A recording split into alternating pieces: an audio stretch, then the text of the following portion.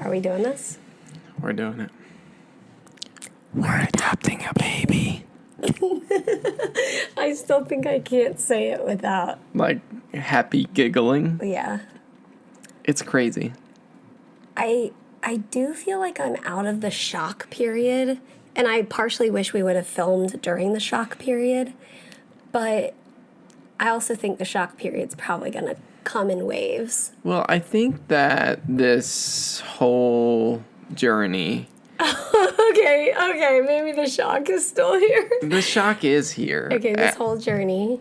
Well, this whole journey has been so long and complicated that in some ways I'm glad that we didn't film the last 2 weeks of us processing, because I think we've learned to process on camera. Right. And in some ways I think we needed a separate space to process this. And now, like, I think we're ready to tell this journey. Yeah. Well, yeah, and there's so much of life that doesn't get filmed, and that's right and good. And so many of our processing and maybe like exciting things that are coming up that it's not appropriate to share yet, or maybe scary and hard things that just aren't for the camera.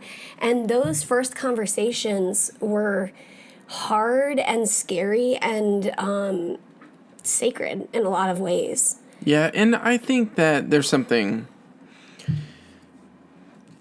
I think because we live so much of our lives on camera that there's something finalizing about saying it to a camera. And so we needed the space to be able to have the conversation and not feel like we just recorded that. And of course we wouldn't put it on the internet. But it's just, like, I think now's the right moment to talk about it. Okay, so we need to tell the backstory. Okay. So for so long... Okay, let's start at the very beginning, like when we were in high school and that sort of thing. So Mary and I knew each other all our lives. Yep. Grew up in the same church. And in high school, that's when we started... The summer seeing of love. each other. Like, yes, the summer of love, but before the summer of love. We served together on Sunday afternoons. Yeah. We got to know each other at this we would go to a local housing project and spend time with kids and build relationships with kids. Yeah. And just be there with them. And sometimes we'd bring games, or sometimes we played soccer and sat and chatted with the kids, whatever. And I think that was where... I look back on those Sunday afternoons. It was just a group of high schoolers that would go to this little neighborhood and hang out with kids and really with the hope and desire to just show the love of Jesus to kids. Yeah. And I think that was where my heart started to just grow in a love for loving kids. Yeah. And our hearts were growing for loving each other, too. And I think that was partially that we saw in each other a love for kids. Yeah. It's so weird. Like, it is weird. It's so weird to think about that, because for the first 10 years of our marriage, I think at the very beginning of our marriage, going into marriage, we thought that we would have children. Originally, in my mind, I don't know about yours, I thought I would try to have one biological child and then we'd adopt a few children. Before marriage. You thought that? I don't think I knew that. Really? I think it was in high school. I thought that because... Okay. And maybe even a little into college, but at the end of college. During us dating, you still had, like, in your mind, like, biological. I don't know. I don't know. Yeah, no, and that makes sense. I think in my mind, biological was always ruled out. Yeah. But I'm not sure, though. Yeah. It's hard to remember back then. So we started dating in 2005, and it's now 2021. We've realized that we've been dating for longer, or over half of Mary's life. Yes. And yours, I suppose. I don't think Almost. Because I'm 33 and we've been dating 16 Math is years. hard. Yeah. So, yeah, pretty much half of my life. Okay, so originally I had thought I'll have one biological child. It's probably going to be hard on my body, so just one child of biological and then some adopted children. But then as we got closer to marriage, I was getting older, so I was taking in more information, and what I was learning in the CF community was that carrying a child for a CF woman oftentimes is very difficult, especially if you have already declined lung function. And then after the child is born, the recovery for the mom can be really difficult because you had to stay off IVs or different IVs, all of this. So because of all that, I was taking in all this information. Before we got married, we had made the decision. It feels very clear to us that biological children is just not in the books for us. Yeah. Yep. And we were both okay with that. Neither of us felt particularly sorrowful about that because adoption was always on our heart and not a second-rate choice. Yeah, because with adoption wasn't just like this in our minds. It wasn't this way that we could have kids because we couldn't have them biologically. It had a missional element to it of it's a beautiful thing to bring a child into your family and love them as your own. Yeah, yeah. And so many pictures of the gospel in that. Yeah. Of the reality that we have experienced in the gospel. And yeah. We're reading right now a book, Adopted for Life by Russell Moore, and just that picture of adoption. Yeah. That is what God has done for us. and so okay, the shock is still setting in. Okay. So, yes, Russell Moore, the book. Yeah. Okay. All that to say, I think us going. I think. At least for me, maybe you can speak to this, but for me going to marriage, adoption was exciting. Yes. And so exciting. There wasn't. I don't think there was for me a grief over not having biological kids. I didn't. Yeah. No, I'm on the same page. Okay. Yeah. In fact, when we first got married, about 6 months into marriage, Peter and I'm talking to you, so we took the, I think it's a 10-week course to be licensed as a foster care family. We were living in Massachusetts at the time, and so this was through the Massachusetts Department of Children and Families. Yeah. We went through that course, and at that point, we were early in marriage, and this was on our heart that we would one day adopt. Yeah. But it kind of felt like this is the route that we wanted to go was to foster, and ultimately the heart there was not necessarily even adopting at that time. In fact, I don't know if you remember this, but in the foster care class, you could either be categorized as fostering or the adoption route. And the adoption route could be foster or adopt. Right. And we were just the foster route. Right. Because I think at that point, we were realizing the reality. My older sister has cystic fibrosis. We know, and her disease process had progressed much, she was further down the progression than I was. She had already had a transplant at this time. Oh, yeah. So we knew what end-stage CF looked like. We knew what going through the transplant process looked like, partially because at that point, she was still in a really rough spot. And because of those things, I think that we looked at our life and we thought, okay, we know the progression of CF. It looks different in everybody, but we know it's a terminal disease. And with the realities of taking care of my body, we started thinking, how could we take care of a child? But then I think what we said was, right now I'm doing well. Yeah. So foster care while I'm doing well makes sense. And just a little context. So I was in seminary on the North Shore of Boston. And so I was in school pretty much full time. And I was working on the weekends. But in the midst of that, Mary was pretty much working full time There was a short season where it was almost full time. But I think it was during that season that we started the foster care classes. So what I'm saying is there was this capacity Yes, there that was. we had in that season to pursue foster care. And then things started to change. Yeah. So we finished the foster care class. We had like the first home study visit, maybe even a second, I can't remember. We received the certificate at the end of the class. We did not finish the home study because we soon realized we were getting ready to move out of the house. So that home study would have been, extinct anyway. Part of the reason for us moving was Mary's health started to decline. Yeah, we were living with an elderly man helping to take care of him, he and his house. And it was just like, I think I had to slow down babysitting at that point. My health care started getting more frequent, like I needed to go to the hospital more often, outpatient, inpatient, needing IVs more often, and things just started to kind of snowball with my health. And actually, it was around that season we moved into the upstairs apartment at the seminary. Yep.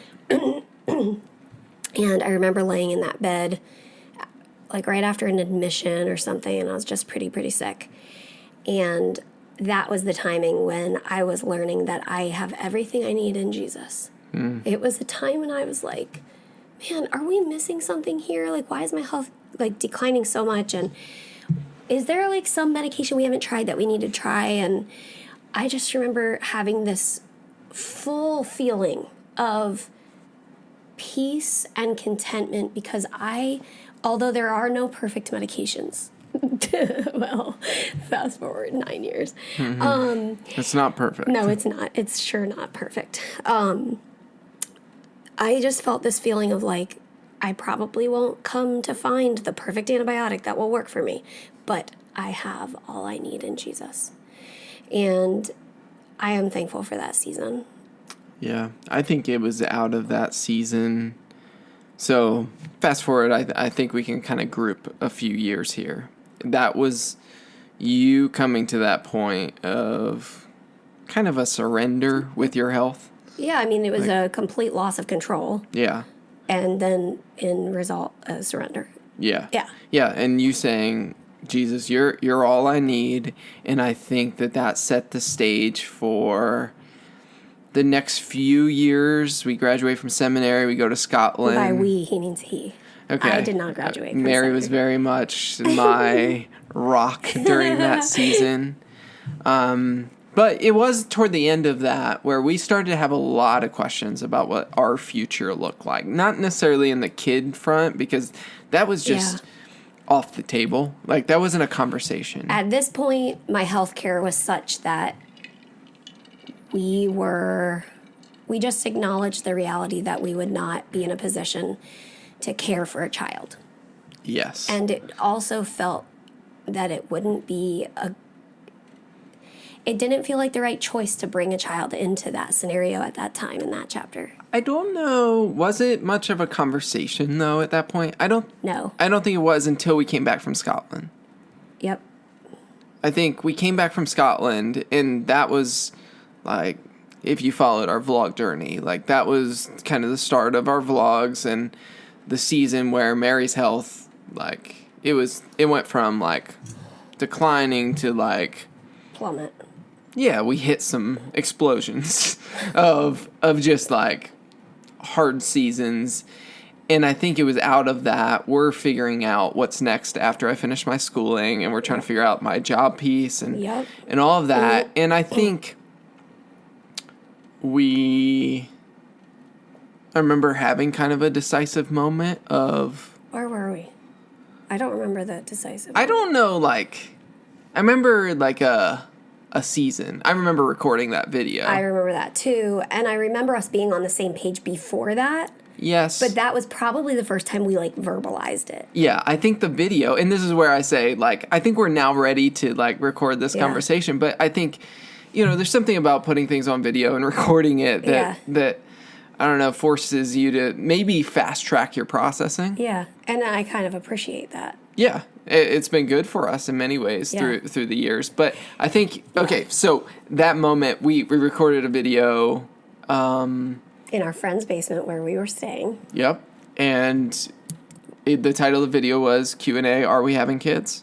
And that was probably a result of how very many viewers had asked us, are you having kids? Are you going to have kids? When are you going to have kids? Yes. And so that probably prompted us to be like, okay, guess we need to make a video about this. But I remember, like, the weeks leading up to making that video, us being like, we're on the same page about this, right? Okay. Watch your bracelet hitting the microphone. You're good. Yeah. And I think this goes without saying, but the reality of our vlogs capturing 10 to 15 minutes of our 24 hours does not encapsulate the entirety of our life. Yeah. What we are able to and choose to show on the video is not our entire life. And that is for safety, mental health, and just that's life. That's how it has to be. You don't share every single moment on the internet. And our hope in doing that is that we can be authentic but not comprehensive. Yeah, exactly. Like, that is the real us. Those 10 minutes are the real us. Yeah. And often, very often, we are sharing the big happy and the big sads. Yeah. And that is what it is. But in me saying that, it's also to remind ourselves that even this video we are filming at this very moment is not our comprehensive journey about children. Yeah. But I hope that what this video can do is highlight something that has been in the background the entire time we've been blogging, but also, I think, once we get to this point, the past 2 years there's been a lot in the background of where we are today. Yeah. So, when did we make that video, Are We Having Kids? It was probably spring 2015. Yep. Okay, so like 6 years ago? And just like, you could watch that video, but we basically said, we're not having kids. The reality of Mary's CF is that we don't have the capacity. Yeah. And we feel a peace. Yes. And a very real peace that has governed our 10 years of marriage. An unexpected peace. Yeah, because honestly, those 15, 16-year-old kids who fell in love had a dream, a very fierce dream to adopt. Yes. And we felt a peace that even that was not on the table. Yeah. And it's not that it's not a possibility for some people. In fact, my own sister adopted. And like we've shared, everybody's story is different. Everybody's adoption story is different. Everybody's CF story is different. Everybody's life story is different. And so just because my sister adopted, even with that in mind, our decision, we had come to a decision from a lot of different angles. Yeah. And I think that's an important thing to realize, that not only is everybody's health journey different, but everybody's processing of that health journey is different. And in our processing of Mary's decline and the realities of CF, we were just in a very peaceful place of saying, God, we feel like we're called to invest our time and our energy, as limited as it may be, in, number one, taking care of Mary's body, and so that we can serve other people and their kids and the church. And so it was this, I don't know if we said it in that video, but we said we feel this peace. We feel like this is, and there were tears. Yes. Because the reality is, it is painful. Yeah. But peace and pain can happen at the same time. Yes. Yeah. And that was our reality. And I think we said in that video that there would be waves of grief. Yes. And boy, oh boy, has there been waves of grief. And most specifically in the last 1 year. So we went 9 years of marriage where I didn't know if it would be every couple weeks I'd be in tears or what. But I went 9 years of marriage, and I barely ever cried about not being a mommy. And I consider that a gift from the Lord. Yeah. And I don't know, I have dear friends who have also been on a similar journey of not being a mom. And for them, it was absolutely heartache, constant reminders. And I cry with them.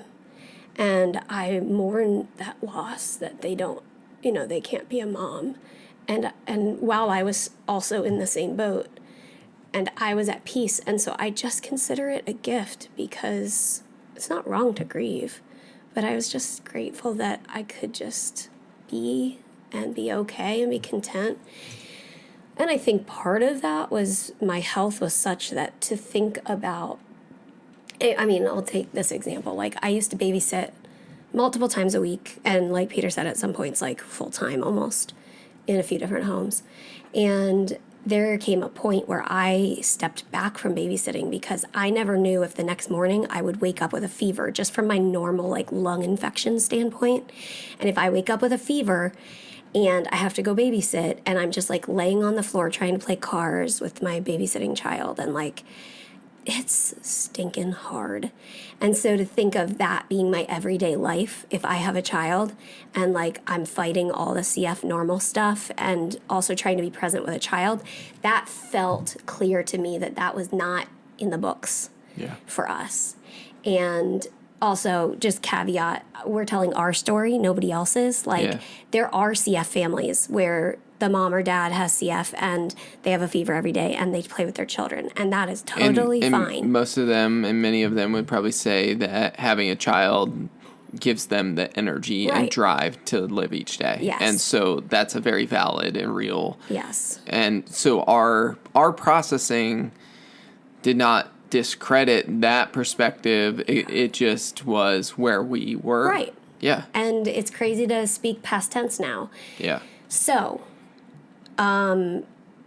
adoption and even foster care. Now, I had always had the hope that foster care could open back up in our minds. Yes. We would hit barriers like, oh, wait, did you want to turn that air conditioner off? I thought I did, but I'm guessing it's probably fine. But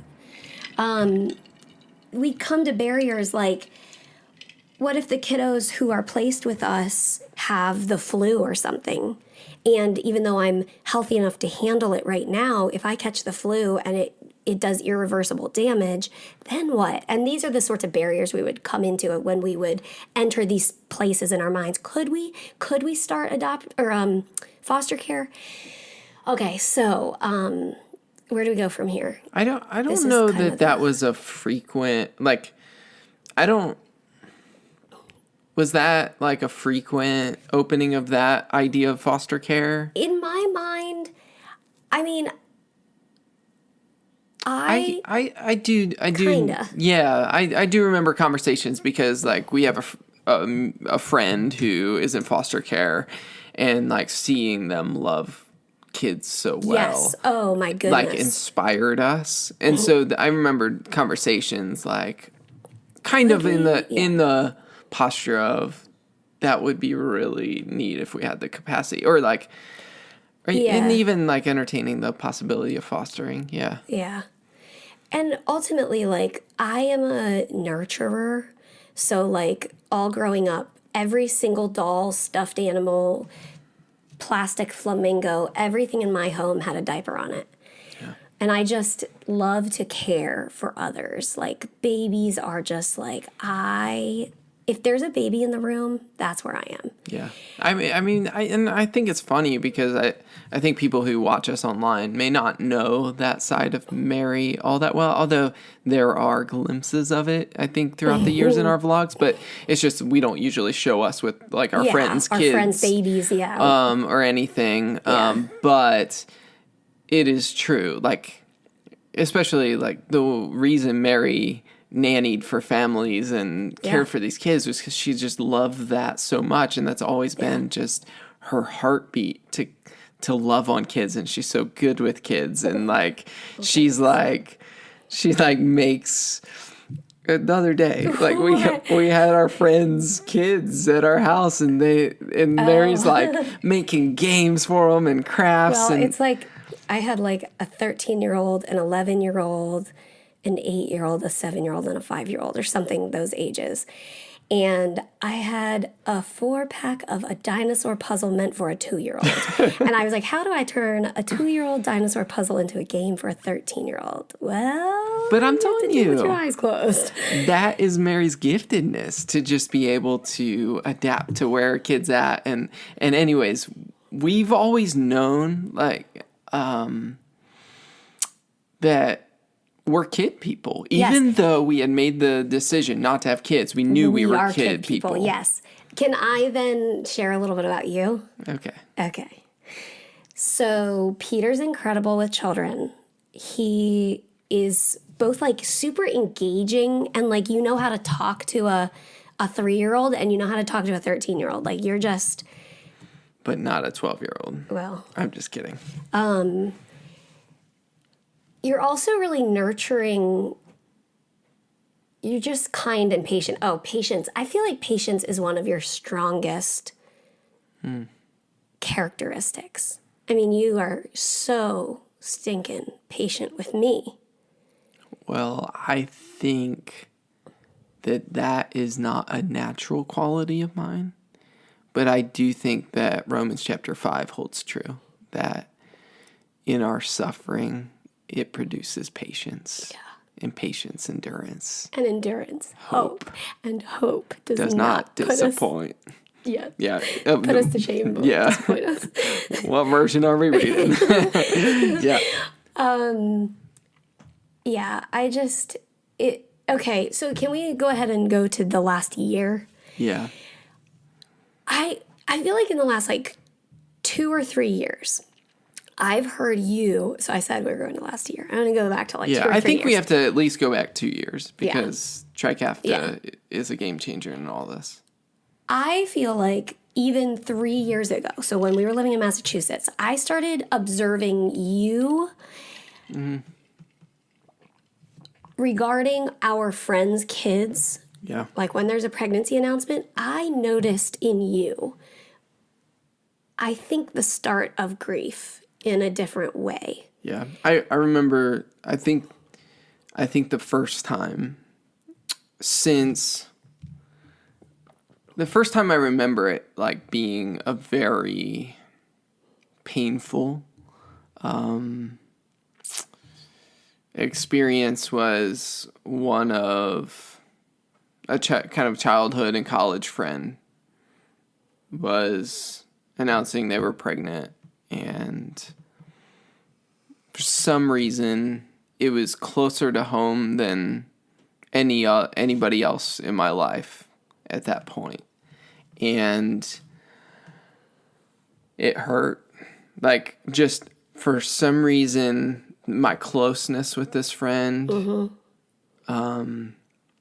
made it feel close to my heart that I won't have that experience. Yeah.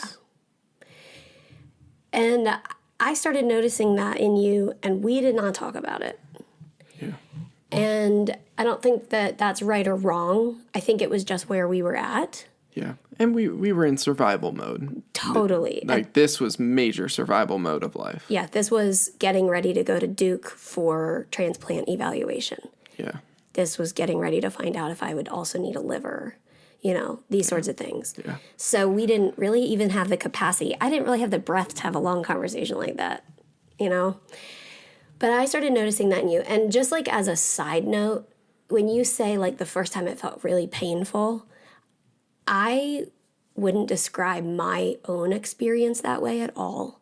I didn't experience that pain until this last year. And my pain came like different and sort of surprised me. It came out of nowhere. But anyway, so it just like, when I talk about like I was grateful for the peace and contentment that God gave us for those 9 years, it's that lack of pain that made me feel so grateful. Yeah. Because I think I expected more pain. Yeah. But anyway. But that being said, I think even in those moments, 3-4 years ago, whenever that was, I experienced a tremendous peace that was not for us. Peace and pain can go together. And it was this, in the Every Moment Holy, Volume 2, there's a prayer of embracing joy and sorrow at the same time. Yeah. And there's a line in there of grieving what is not and embracing what is. Yep. And I think that was when I first started to grieve. Like, that's not for us, that we're not going to have kids. And embracing there is a tremendous peace that God's given us. And I think part of one way that God was helping our hearts amidst that season was like the absolute joy we found in each other. Yeah. And that is something to be really grateful for. Yeah. And this may sound weird, and I don't think I've ever verbalized it this way. But I do think part of my desire to nurture and care was expressed in caring for Mary in her sickest days. Yeah, so I feel like, God has built into humans this desire and ability to nurture. Yeah. And that is expressed in so many different ways. Some people in their jobs as nurses, and then also even just nurturing our friends' children, or, we express our nurturing in so many ways. Yes. Even in making food for friends or that sort of thing. Yep. That is an expression of love and nurturing. Yeah. And so it makes sense that. Yeah. Yeah. And I think, I don't want to belabor this, but I think that we made it kind of a mission that in our decision to not have kids, we would use our lives intentionally to serve others. Yes. And specifically intentionally serving our friends who are doing foster care or adoption or just have kids in general. Yep. And just purposing to take that love in our hearts and use it intentionally. And so in that way, that part of our heart was really open. Interestingly, a super similar part was really closed, which was that decision that we had made. It was a closed-ended decision. Yeah. We looked at the facts, and we felt that it had to be there. This is the part where I am choosing not to go into all the details of my heart and our heart for this, but we knew the reality was, am I a candidate for transplant? And if so, will I need a liver? And if so, of course we don't know the outcome of that. Mm-hmm. And there were a lot of things that felt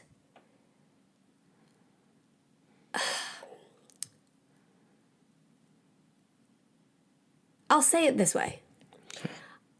I've observed some families that, at a distance, maybe online on social media, that have walked through sort of similar journeys, different but similar, with children. And there are some things I observed that I didn't feel comfortable with for me. It's like everything. A decision that one person makes isn't necessarily right for a different person, but it's fine for that person, Right. And for me, I was thinking about themes like the trauma for a child in that position that has to be passed from family member to friend and all of this when there's a CF parent in the hospital or something like this. Right. Go ahead. Yeah. And I think some of this flows out of your childhood. Yeah. So my older sister, like I said, her disease process was more progressed than mine. Starting middle school, high school, she was starting to decline. This is her story to tell, not mine. But the part that I will share is as she was sicker, and I'm a young teen watching her decline, that was hard. There is no other way to say it. It's sad and hard. And point blank, or like at a simplistic mindset, as an adult, I thought, ooh, I don't want to. I feel that this particular part of the story it's deeper than what I'm sharing, because Yeah. This is complex. I was loved and cared for. I had all I needed. Yeah. And so it is not that I wasn't cared for. It's the reality of this broken world where every single person experiences trauma or pain or brokenness and sadness. Yeah. There is disease and sickness all around us. Yeah. And so what I saw was the reality that my sister was really sick. Mm-hmm. And so simplistically, I said, I know my reality with CF is probably going to be similar. CF is progressive and my health will decline. And if we have a child, that child will watch me decline. Mm-hmm. So where do we go from here? Well, so I think that gives a good context for like some of the background heart work or just heart posture of us having this closed-ended decision, because so much was certain. Yes. In terms of decline, transplant, antibiotics not working. Like everything in our trajectory. I think I didn't have the same experience of having a sister who Mary watching her sister decline, I think was, and I don't want to speak out of turn, but I think that was harder for her than her own decline. Oh my goodness. Like I always said, it's way easier to be the sick person in the hospital than the person outside the hospital. Yeah. And I've always said, like, I don't have that experience that Mary had. But I sympathize with it. Yeah. And in our decision to not have kids, that was a contributing factor, because all we could see on the horizon was, if we bring a child into this, we're bringing them into a hell of trauma. Yeah. Because, and we aren't saying that that's wrong, but that was part of our heart process of that decision. Okay, and should we bring in now the contrast to that particular piece? Yeah. Okay. I think we'll go back to a few other things, but right here I want to bring in, and so how did I go from thinking from what we just said to where we are now? And that my perspective was challenged when the idea of God doesn't intend for us to live a pain-free life, whether that's emotional pain or physical pain. Also, I started thinking about children from any family who they are also inevitably going to experience pain and observe sorrow and observe sickness and walk through that in different capacities. And of course, I wouldn't wish that on any child. And yet that is every child's experience in a different way, in different intensities. Yeah. And some more than others. Absolutely. And then as we talked about, and this was specifically in the last 2 weeks, as we've talked about the realities of pain and trauma in every child's life, when we have this primal leading toward parenthood, my logistical brain says, but what about the child when I'm say, in the hospital for weeks on end or something, what about the child then? And as Peter and I have talked through it, and things change, but at this point, we think of little scenarios like, we moved here to be close to the hospital that I would need to be at for double lung and liver transplant whenever that comes. We're 13 minutes from the hospital. It's very realistic for Peter to come and put our child to bed every single night, even when I'm in the hospital. And whatever, building patterns of consistency, even amidst the absolute chaos that's going on around us. Yeah. And do you have any specific thoughts on that? Yeah. No, I think that's well said. Like, there's been a shift. I think we have seen in our personal lives that God takes the most hard and hurtful things and redeems them for good. Yes. What we have always struggled with is, do we choose to bring a child into that? Right. The hard and the broken. And I think part of the shift over the last year is it's inevitable for any child. Yes. And that is the reality of a broken world. Yeah. Is that whether you're a child walking through hard stuff and observing sickness and brokenness, or you're an adult walking through hard stuff, or you're a senior walking through hard stuff. Like, it is this broken world. There's no getting away from it. It's how we walk through it. Yeah. And Peter and I, like, the reality that Peter was going to have a wife with cystic fibrosis didn't stop Peter from marrying me. Yeah. Like, we knew the reality of this. But again, that was like, in our thought process, I chose this. A child doesn't choose that. And like, so there's a lot of complicated, like, I think for anybody to choose to have children and like any couple, that's a big decision. Yes. But for us, it was colored by so many different facets. Yes. And so I think that's like a good backdrop, but I think we should walk through the last 2 years, because I think where we are today is a journey, not a decision.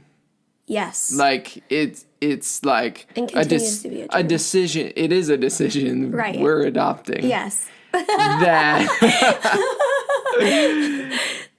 it's a decision that is a part of a journey that I think started, like you're pointing to, it started even before Tricafta. But, 2 years ago, Mary started Tricafta. August 2nd, 2019. And we, what did we say? We were... cautiously optimistic. That it would help Mary's trajectory. Yes. Never in our wildest dreams was it going to do all that it has done. Yeah.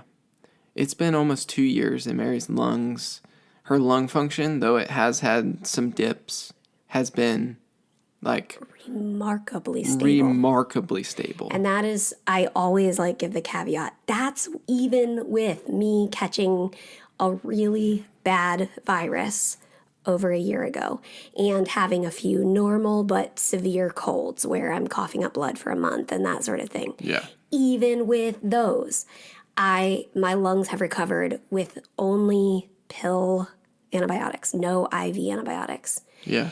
And so just as context, for 10 years of marriage, we watch Mary's lung function numbers are charted out each time we go to the hospital. And it was like a downward slope of a mountain that we watched a different data point each time we went to the hospital. Yeah.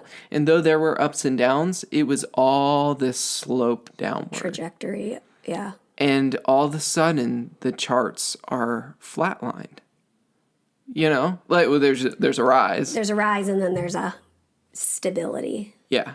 We want this. Going up the mountain would be great too, but stability is an amazing gift. Well, we had a big, it was a jump when she first started the drug, and the coughing that was so debilitating. Oh my goodness. Was pretty much brought under control. It's still my there, goodness. but brought Yeah. under control. In comparison is like, it's insane.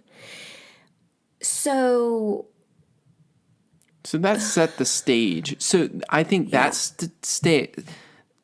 all of the things that we thought were certain in terms of decline and transplant and trajectory. the trajectory of the future was all of a sudden it was changed. But for the first year and a half, really, we were on pins and needles of when's this going to stop working? Yeah, like, is this a fluke? I would say after the first 6 months, we kind of felt that it wasn't a fluke.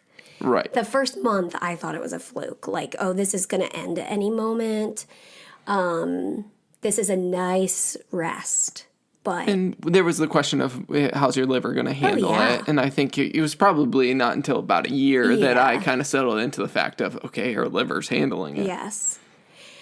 And there is always the reality. Okay, so the medical professionals would say, as quickly as you got better on Tricafta, that's as quick as you will probably regress back to where you were if you have to stop Tricafta for whatever reason.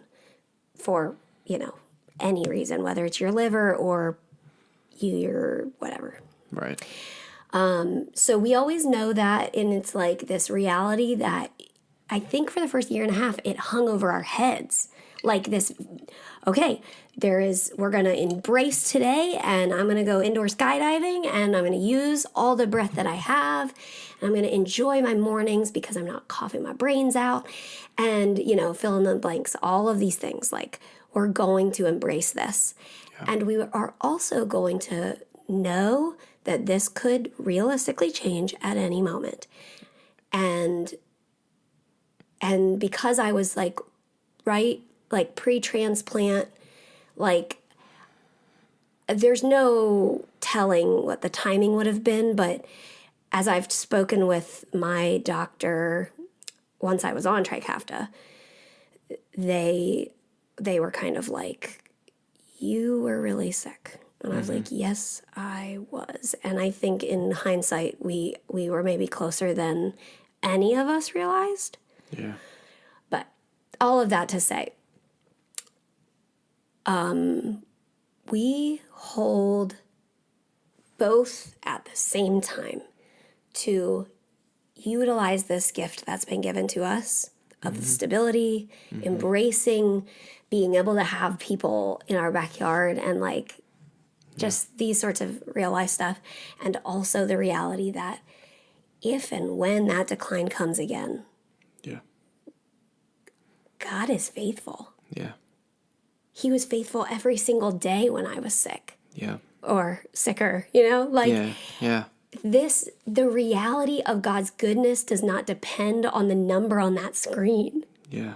And we have experienced the very real truth that in some ways we experienced God's goodness and faithfulness and hope in more tangible ways in the hospital bed than in the stability of Tricafta. I think we've experienced it in different ways in each of those things, but there's something tangible and visceral about being in the valley of suffering and holding on to God's goodness and faithfulness. Yes.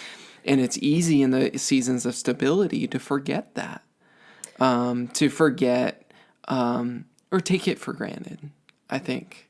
Yeah. Take what for granted? God's goodness and faithfulness. I think there's a proverb that talks about don't give me so much. Yes. Yeah, give me enough that I can't remember it off the top of my head. Give me enough so I know you're taking care of me, but don't give me so much I don't need to rely on you. I forget you. Yeah. Yeah, that's right. And that's been true. Yeah.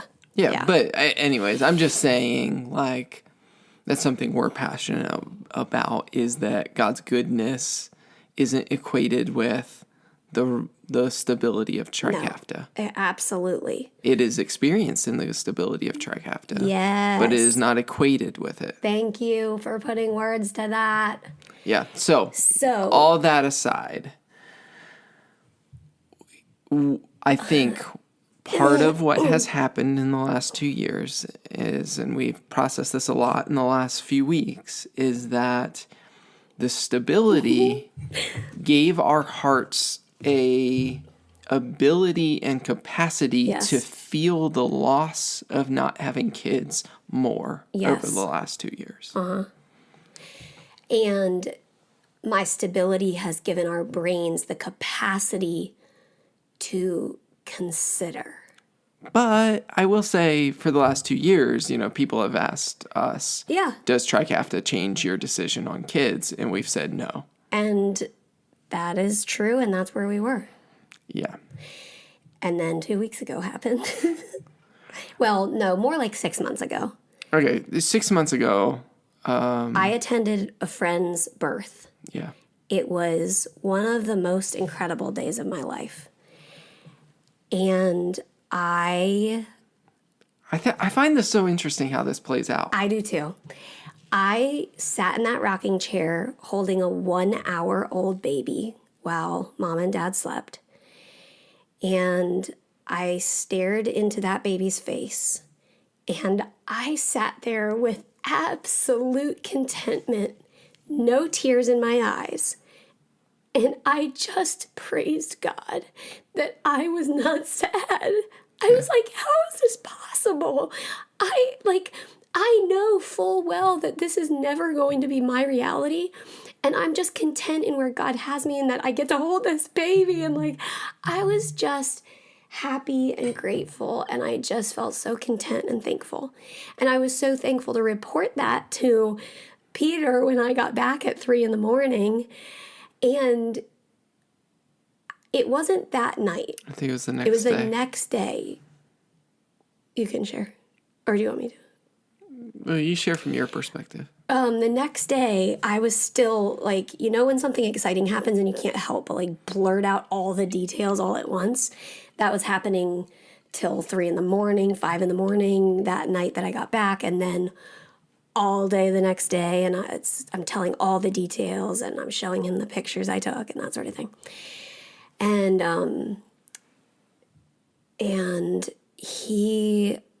I don't remember the first sign or symptom that you were entering, or you had already entered a huge wave of grief.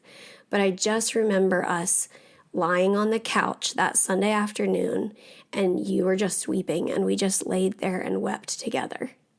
Yeah. I think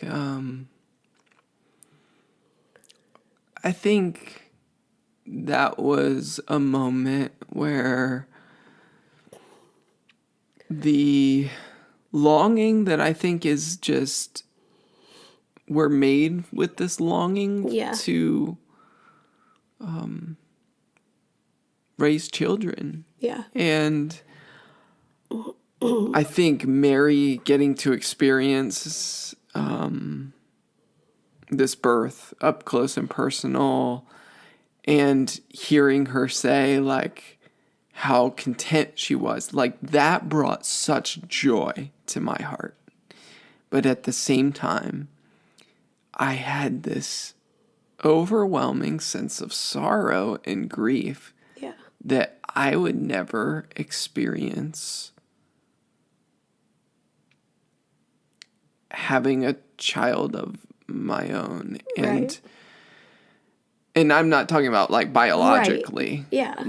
I'm not there. The grief that I felt was not that Mary couldn't biologically have a child. Right. That was our DNA. Right. It was this grief of, I'd love to have a family with children. Parent a child. Yeah.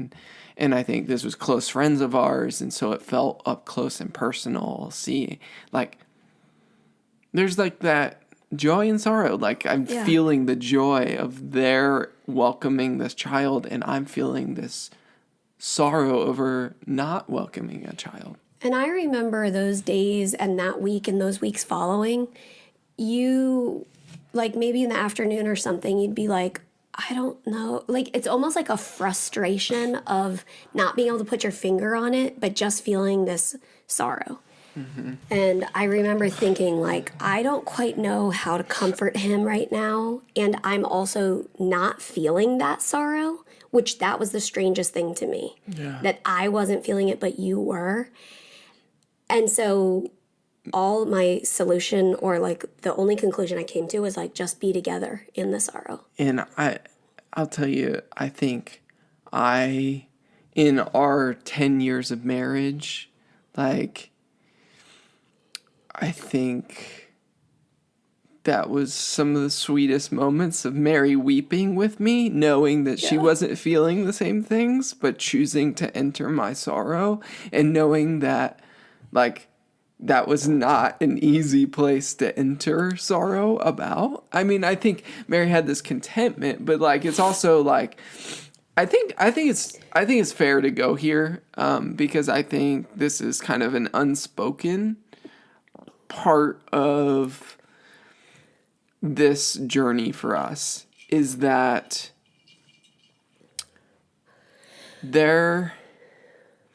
I never wanted Mary to feel guilt about us not having kids. Right. And in my processing of grief, there was never like... You weren't hostile against CF for preventing us from having children. Yes. No, not at all. Because, like, this was, like, our decision. Like,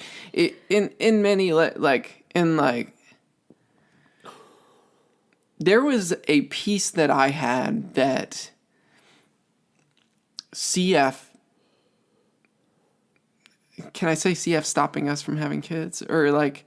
Yeah, the realities of CF led us to the decision we made. Yeah.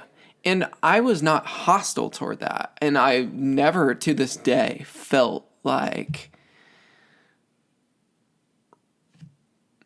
regret about us deciding that not to have kids, or wishing it was different. Like, or doubting it. Yeah. Like, up until...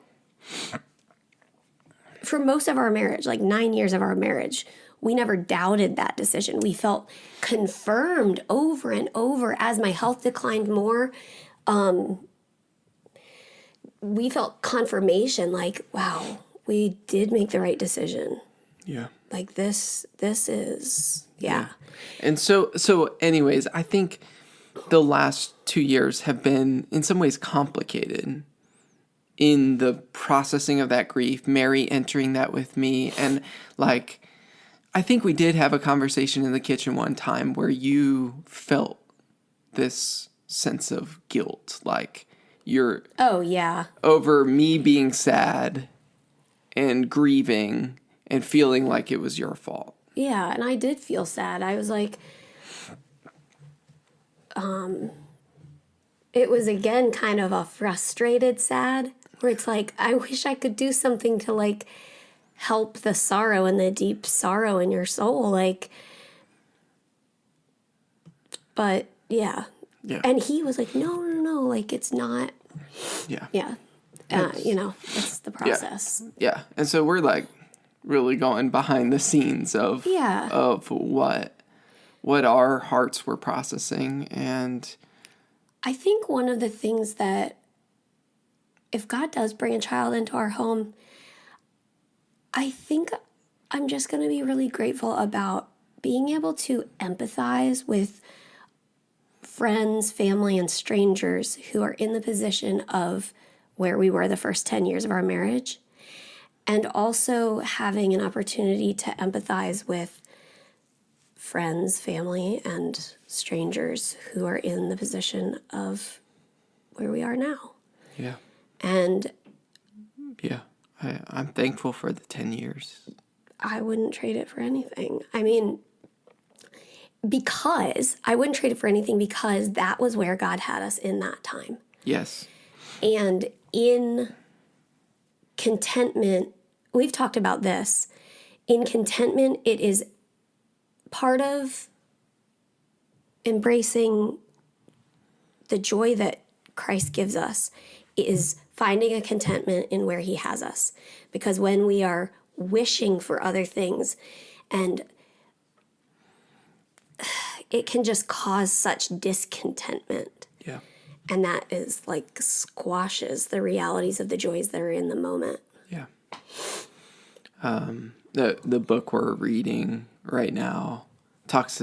There was something that he said in there that just really resonated with me. Is that the grief we feel when we either can't have children, or had to make this decision not to have children. That's a holy grief.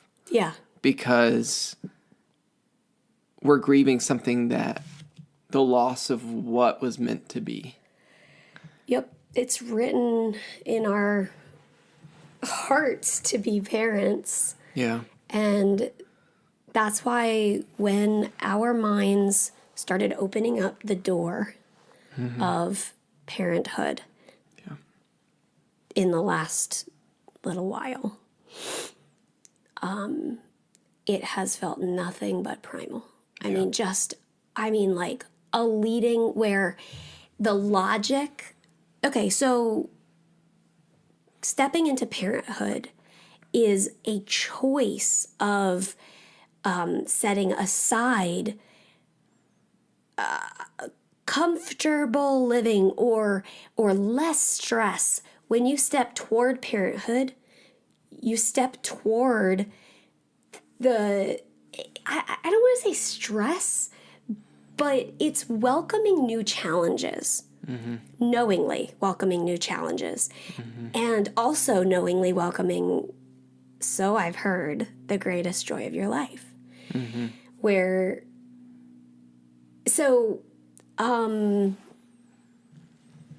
was I going with that? Do you know where I was going? Or where were we? I think we're at the point of the door starts to be opened. Yes. And when the door first opened during a conversation a couple of weeks ago, we were like, are we legitimately talking about this? And because it had... And by the door opening, the door to the potential of adopting. Yes. Thank you for that. When that door opened and we were like... We were just in shock that we were even like allowing ourselves to talk about this because it had been such a closed door, closed-ended decision because of all those certainties. We opened that door. We cracked it open kind of unintentionally. Like it just kind of happened. Yeah. It was kind of like a conversation about other things that led to, I don't even know what I have no idea. I don't know what the conversation was originally about, but it led to some comment about adopting, and there were some fear responses. Yeah, we both had fear responses, and I think there was a lot wrapped up in that. Fear of what if Tricafta stops working?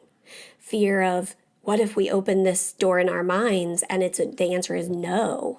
Then we have awakened this feeling of, thought of adopting and then having to then grieve the no, which that is still a possibility. That is still a possibility, and we have to come at it with open hands. Yeah.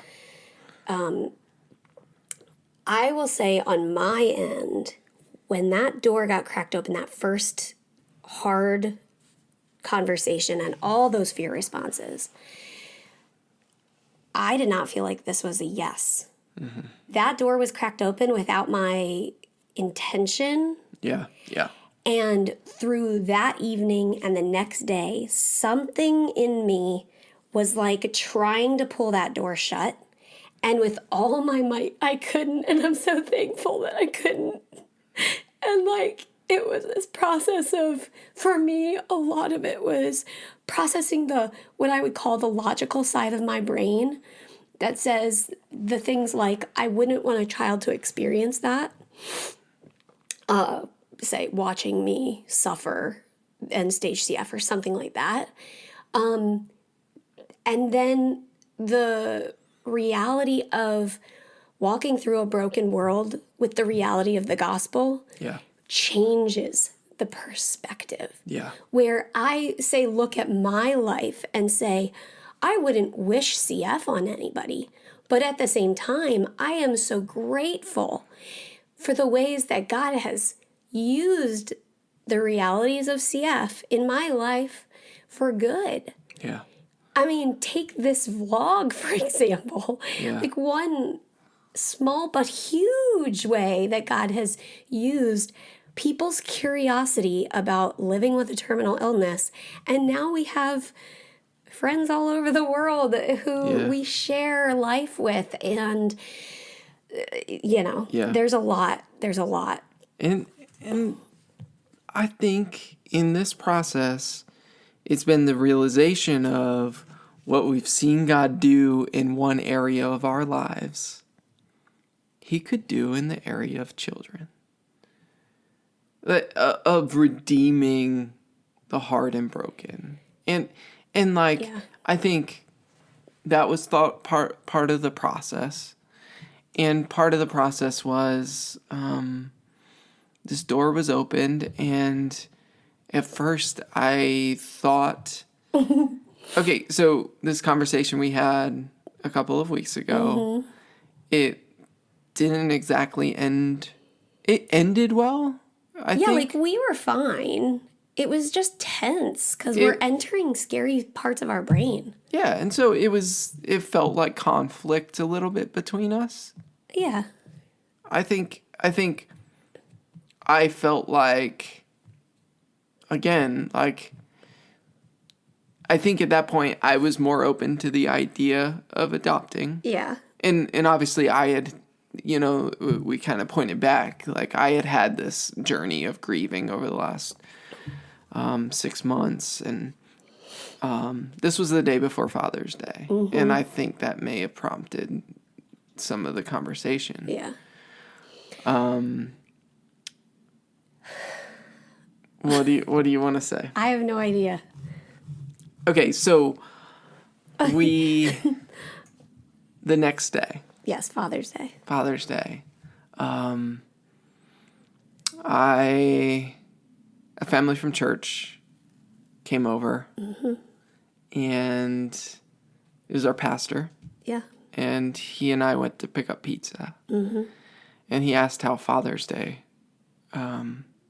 was for my heart. Yeah. And I shared with him that we had had a hard conversation the day before. Mm-hmm. And that was making Father's Day a little bit hard. Oh, not the conversation, but just like, here's the context. Yeah. And like on Father's Day, I feel this reality that I'm not a father. Right. And we prayed together in the car that day. And I didn't pray it. He prayed for me. And I just shared a little bit of how Mary and I had processed a little bit the day before. And I remember that evening I prayed, God, if we're supposed to open this door toward adoption, you're going to have to make Mary excited about it. And that would mean facing the fears. Yeah. And confidently stepping into those, knowing, number one, what our plan of action would be when those scary times come. And placing those fears and those possible realities as we'll handle those when they come as a team and in the perspective of the gospel. Yes. And raising our child to have the tools to view the brokenness of this world through the eyes of hope. Yes. And the way that God redeems suffering and hard things. Yes. And so this was Sunday. I prayed, you're going to have to make Mary excited. The next day, it's like a switch was flipped. Well, I think the rest of Sunday, how was it so recent and I can't quite remember it? Because it was kind of crazy. It was a process that kind of went quickly. And we were having conversations. Wait. Was that before we went to Maryland? Yeah. Okay. So, Monday we went to Maryland. I think Tuesday. we left on Tuesday. So Monday we had some conversations. They were not as uptight. That fear response had kind of quieted down. Well, okay, so we had a car ride that day. Oh, was this when I said there was a wall? I don't know. And I was like, we need to bring the wall down. Oh, yes. Okay. Yes. Or no, I don't know when that was. I don't know. Okay. But it was on that car ride. We drove like an hour. We were having lunch with somebody. Oh, and so we drove like an hour-ish. Yeah. And on that car ride, Mary brings up the topic of adopting a child. Okay. And I remember thinking, like, wait, she's bringing it up? Right. Like, what's happening? Yeah. And I said, are we really talking about this? And I was like, yeah, I think so. Let's talk about it. I think then our drive to Maryland and our drive back from Maryland, I got to this point and I said to Peter, I was like, nothing in my brain can think of anything except including a child. Mm-hmm. So, like, I described it as that one door is cracked open. And, you know, like in the store, how sometimes they, like, have these arrows on the ground where it's like, go in this register. There's a big arrow right here. I told Peter it feels like anything I think about in any room of my brain, any category of my brain, there are these arrows on the floor, these thick arrows, and they all point to one door. Mm-hmm. And it still felt like no matter what I wanted to do. No, I love children. I didn't want to close that door because I don't love children. Yeah.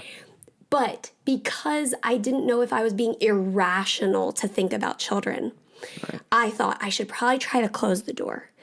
And nothing I could do, all my might. It was just arrows pointing me there. And then my excitement, like, exploded. Yeah. And my entire brain was thinking about it. Okay, one other thing I want to say, another aspect to this was I've watched a family affected by CF. One of the parents had CF. They had adopted a child, and the parent with CF died. Mm-hmm. That was devastating to me. Mm-hmm. This was a few years ago. And I imagined the remaining parent feeling really sad. And the thought of trying to parent a child while you're feeling so sad, to me, felt so hard. And now that I'm on this side of it, I see a different perspective. Mm-hmm. I see a purpose for you. Like, I mean, we could adopt and the next day you could die. The reality is we don't know when the people are going to die. The people meaning us. Yeah. But let's suppose, for instance, when the day comes that I die, having a child and raising that child, I see it for like, yes, the grief of course will be there and you're both going to be walking through that. And it won't be easy. No. But you started to see it differently. Well, yeah, and I started to see, I think it's also through the lens of that primal drawing to parenthood that we're called to or led to or what's written in us. And I see, that no longer becomes an impossibly sad scenario. It becomes just like every part of brokenness of life, an opportunity to grieve with hope. Yeah. And that felt tragically beautiful. Yeah. Yeah. Right? I think that's a perfect description of where our hearts came to rest. Is that even if Tricafta stops working, and Mary's body declines, and we face our worst nightmares, that it can be tragically beautiful. Yeah. With a child in our family, in that journey with us. Yep. And we're going to love that child. Yep. And we're going to teach that child of the hope that Jesus brings in the midst of tragedy. And we don't know. And I think we've learned through the years to hold life with open palms. Yeah. And hold the thought of adopting a child with open palms. He could close this door. Yeah. Along this journey. And there will be so many tears involved if that is the case. Yeah. And we will walk through it. And if Tricafta stops working. There will be a lot of tears involved. And we will walk through it. And he will walk with us. Yes. And I think there was a shift that happened in both of our hearts. Yeah. And the peace that God gave us of not having kids for 10 years turned into a drive. Yes, and a peace. A peace that we can walk through this with him walking with us. And with a child in between us. Like, I just imagine like a little child. Like swinging from our hands. And little things I think also, I will say, like, there have been little things that have, like, opened my mommy heart. Like, I've always had a mommy heart, and I can be babysitting and feel, like, mommy feelings and still be at peace with not being a mommy. But anyway, a few weeks ago when we were with our friends at their farm, we had 3-year-old Caleb with us. Yep. And we took him to Walmart. And when I got him out of his car seat and he's walking in the parking lot in between us with his hands, you know, one in my hand and one in your hand, he looked up at me and he said, "You're a great mommy." And I just felt so much joy with that. Like, and then he turned to me and said, "And he's your dad." And again, even then, I was at peace with not being a mommy and taking that compliment as like, what an absolute joy. Yeah. But now I look at it and I think, I wonder if that was part of God awakening that part that had to be asleep for 10 years. And I'm like, what a gracious, sweet way to wake it up in me. Yeah. Like, oh my gosh. And I think there's a lot of things we could point to many in the last year that God has surrounded us with families who love their kids well and invite us to be part of that. And I think